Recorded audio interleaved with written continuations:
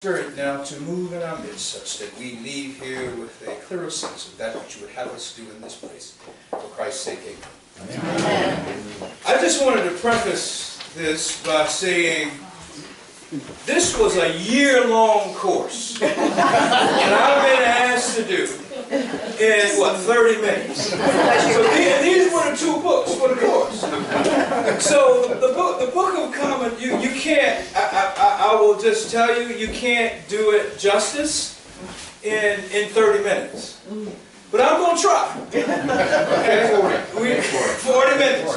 I'm gonna try, and what hopefully you have received is this, which is just an overview of the life of the Book of Common Prayer, and you should have also received a chronology. You see, if you look at the chronology, what Cannon is asking me to do, it goes back to 1535. That's for you mathematicians. How many years ago? David, how many years ago?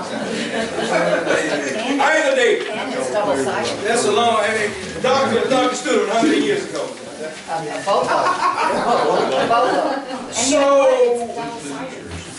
So you can't talk about the Book of Common Prayer without talking about the English Reformation.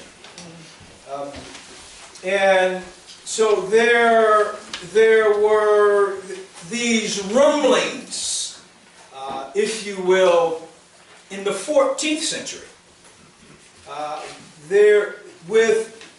Amongst the English, there were two movements really of protests. The Lollardy,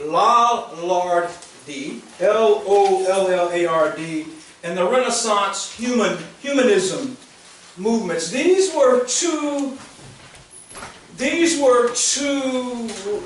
rumblings beneath the surface in the 14th century that really gave rise to what would become the full-blown Protestant Reformation.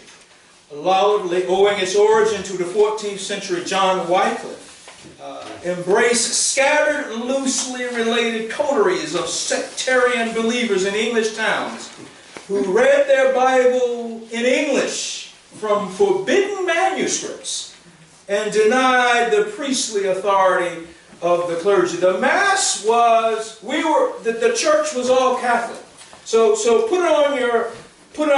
you've been, whether you know it or not, you have been, over the past 7 months that I've been here, you've been moving, at least liturgically, to our Catholic roots. Not so much in doctrinal belief. Now, nobody throw me and say, I got ex-Catholics.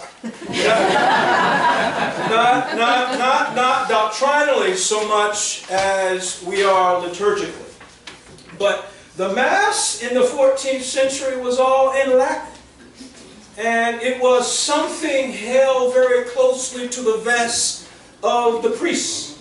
And so you had this opposition to that in these corners. And these two movements were really two of the seeds that germinated with the greatest flourish to kick off the Protestant Reformation.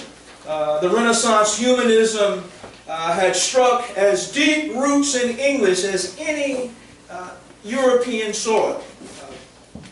So these two, so Lollardy and humanism, both fostered dissatisfaction with the religious status quo in England. So you just have this, and this would precipitate Martin Luther's 95 Thesis. Who can tell me what the 95 Thesis was? He did something on the door of Wittenberg.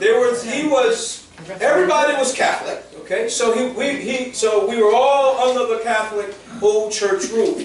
And he just had 95 problems with the church.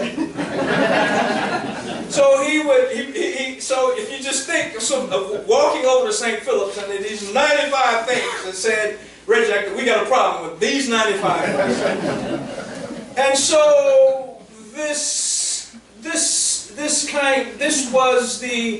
we were in Reform era territory because there was so much disdain with the Catholic Church. So that kind of laid the ground, if you will, for a schism